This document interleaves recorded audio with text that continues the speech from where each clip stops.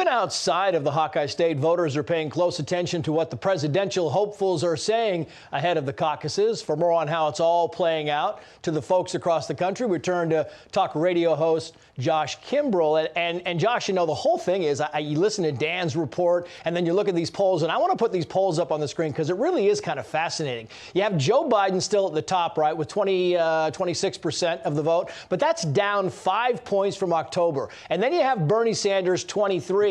That's up 4 from October. So you have Bernie kind of trending in the right direction, Josh, and that has got to be scaring the daylights out of a big part of the Democratic establishment. Well, Trace, that's why you see so much conversation now about how Democrats may want to change the rules of the convention or what's going to be the role of the superdelegates. I mean, you saw President Trump this week in Iowa himself talking about almost kind of bolstering the Bernie Sanders campaign, because on the Republican side, there's a deep desire to have Bernie Sanders be the Republican nominee.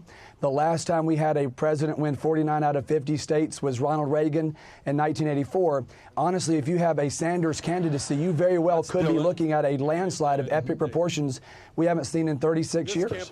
Yeah, it's also fascinating because if I can just put that poll up one more time, guys, in the control room for Iowa again, because the thing that I find fascinating is the Mike Bloomberg, who came from October at a 0, nowhere, right? And then December he's at 5, and now all of a sudden he's doubled to 10. And a lot of people, Josh, believe that Mike Bloomberg is actually stealing numbers away from Joe Biden. Your thoughts? I think that's 100% true, and Mike Bloomberg spent $100 million bolstering his candidacy, which has the absolute effect of pulling moderates away from Joe Biden. So what you have right now is a 50-50 Democratic Party. You got half the party that says, hey, we still got to go in a moderate direction. We can't have a total socialist on the top of the ticket. The other half has moved towards secular progressivism, total socialism with Sanders. But because of Bloomberg's entry into the race and spending $100 million, it's really hurting Biden and it's bolstering Sanders, and that may actually hurt the Democratic chances come November. Yeah, and we talk about the polls a lot because it's really all we have to base our numbers on. But Karl Rove this morning on Fox News, he was talking to Neil Cavuto. He said we should be careful of polls. Listen to this and I'll get your reaction, Josh. Iowa State, Sanders ahead 24-15, but it's nearly a 5-point plus or minus. So Sanders could be as high as 29 or as low as 19, and Biden could be at 10 or he could be at 20. And so we got to be careful about it right from the beginning. Hard to poll a primary, and these are relatively small sample sizes with a lot of room for error.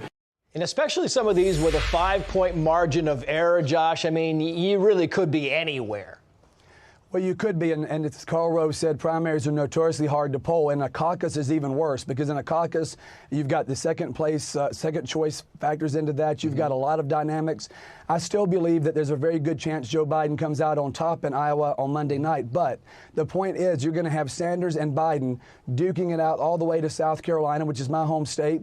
And in South Carolina, even there, we've seen Sanders eat into Biden's lead. And this has to terrify Democrats nationally. And if you're the president, you're thinking, go, Bernie, go. Right. I mean, because it's great for the president. Well, speaking of the president, what do you make of the president going to Iowa? I mean, clearly he's not going to lose Iowa, but he goes there and says, I own this state, and he's going after Democrats still in Iowa. What do you make of that?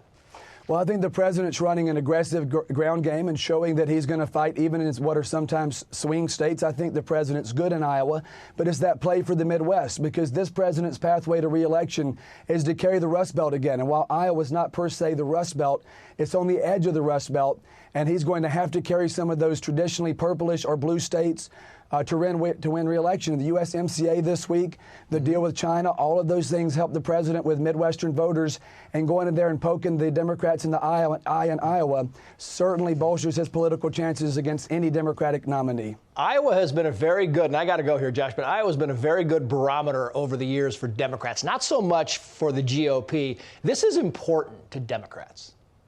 Absolutely. Democrats, typically whoever wins Iowa for the Democrats becomes the nominee. And that's why I think you see such a fight now between Biden and Sanders. If Sanders comes out in Iowa, he's likely to do well in New Hampshire. It may be very hard for Biden to stop his momentum even in South Carolina.